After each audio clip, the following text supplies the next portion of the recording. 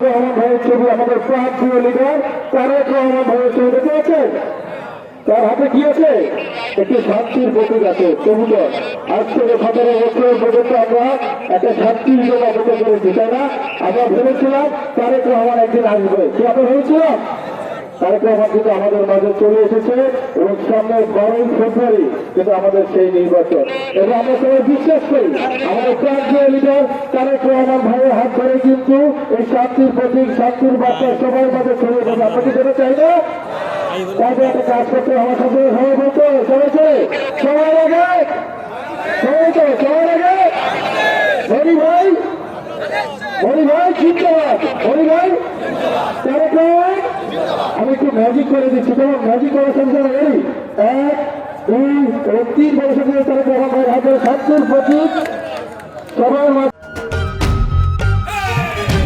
দিব কিসে ধানের শীষে এবং শান্তি সবার মাঝে বয়ে বেড়াবে।